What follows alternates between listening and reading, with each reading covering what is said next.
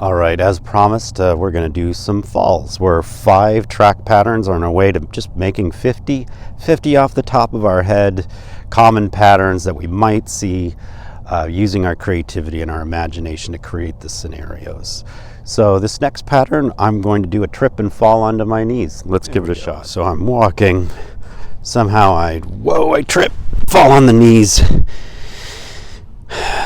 So here's the thing, I'm on my knees. Now I'm going to have to get up.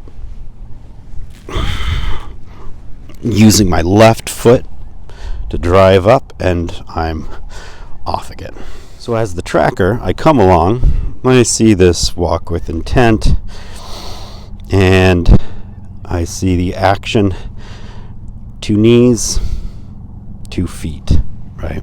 Now what's interesting about this is look how mild the action there is and how noisy that is. So that's clearly press releases are telling me that's with all the explode offs and so on. That was the foot used to primarily drive me up. That knee, of course, with the greatest impact was the primary knee I fell on. Anyway, this 2 knee, 2 feet pattern is what we're going to see when someone trips and falls in this fashion.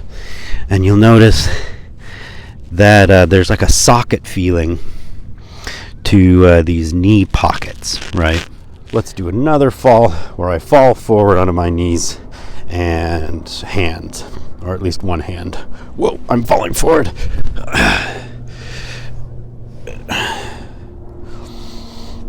Okay, I get up again, my left foot. Now instead of switching away, let's just check this out. What's interesting is here's 2 feet, 2 knees, the hand used to get me up. You'll notice also though that the foot stepped on part of the knee track in order to get me leverage up. Partially that was because I fell so far forward onto my hands, right? It was a natural movement. So that's a hand being used to get oneself up. Now if you're tracking a hunter, maybe they've got a rifle, some kind of prop in their hand, then they fall, and they use that to get up.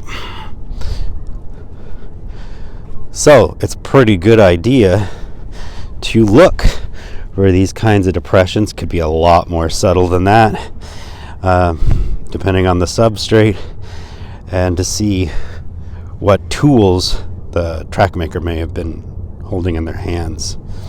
Now, rather than a fall, why don't we try a sit down? These can be a lot trickier than you think. So I'm sitting down, have a nice look at the water. All right, get back up.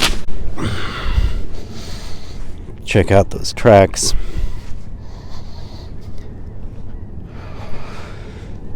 Now this part is really easy to see always. However, the butt print can be much more subtle. In spite of, in the sand, we've got these nice seams of the fabric there. That's great. You also notice that I rolled over onto my right thigh. You can see that much more clearly. The left thigh is much more difficult to see. Foot dug in over here.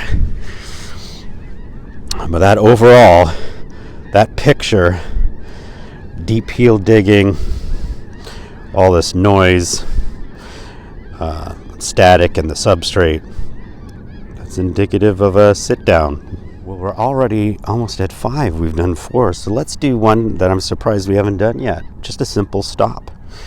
I'm walking along, and for whatever reason, I just stop. And then I keep walking. Let's check that out. All right, here we go. Nice acceleration track there. I'm walking with intent. I'm walking with intent. And then what's this? Look at that. We've got 1 foot right next to each other. Now this foot is so light because this was the only foot ever used to provide a motive force, right? So stepped onto this one, pulled this one up, and then drove with this foot, brought that forward, and that's why we have a left. All right, you might be surprised, but that was just 5 more track patterns, including our last video. That brings us to 10. You see how quickly we're a fifth of the way to 50 already. When you get to 50, consider doing 50 more. Again, though, test to make sure you understand the ones you've already done. Get a friend to do a pattern, even record themselves on video so there's independent proof of what they've done, and just walk through the different patterns, and you'll start to train your eye to common behaviors you'll encounter when tracking and trailing people whose lives you may be trying to save. All right, take care. Good tracking.